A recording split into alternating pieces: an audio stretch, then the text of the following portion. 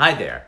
If you've never heard of panettone, then I'll just say this is one of those wonderful foods from abroad you really have to go out of your way to try. And when I found these on sale for $1 each at an after Christmas sale, there was no way I could pass up the opportunity to grab one or two or six.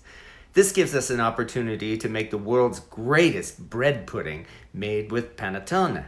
And if you've never had bread pudding, you really have to make this yourself. Any bread can be used to make a wonderful bread pudding, but when you make it with something like panettone, it's like eating a slice of heaven. It's also so sweet you may catch the diabetes just from watching this video.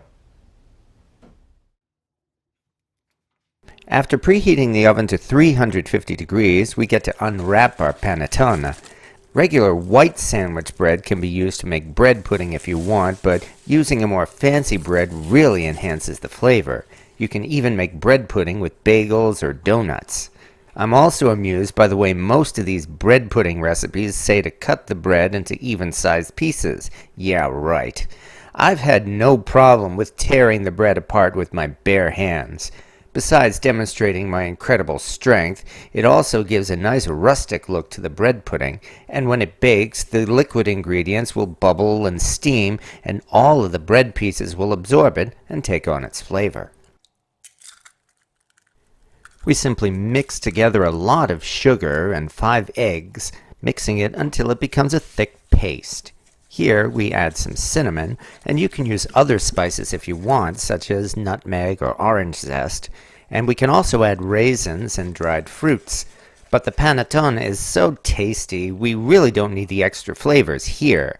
I prefer to let the panettone speak for itself. Just add some cream to the egg mixture to add flavor and give it a good consistency. We pour the egg mixture over the bread pieces and try to cover as much of the entire surface as we can. Don't worry if the bread isn't completely covered. The extra spaces will be filled when it bakes. And it goes into the oven to bake for 40 minutes.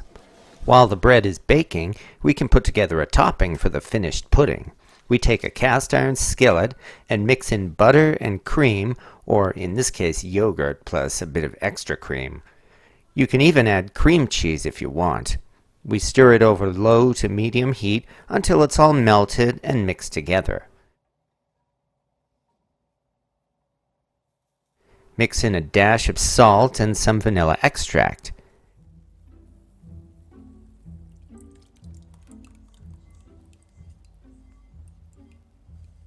And then we start adding powdered sugar. I learned a lesson about making glazes like this.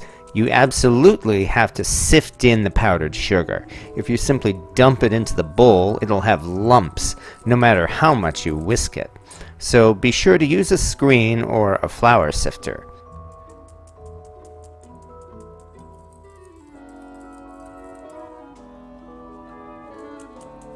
We keep mixing in powdered sugar until the topping is good and thick and it drips off the whisk.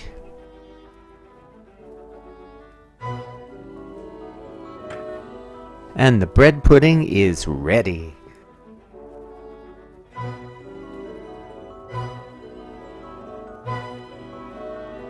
Top it off with a little powdered sugar to give it a more artistic look to impress your guests. And then the pudding is ready to serve. Be sure to serve the pudding hot because it tastes better that way.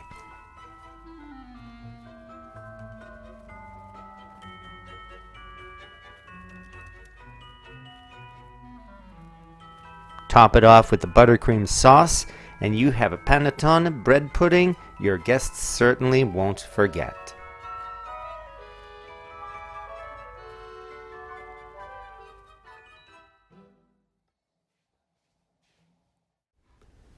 This was so rich, a small serving would be more than enough for most people, but it's definitely worth it.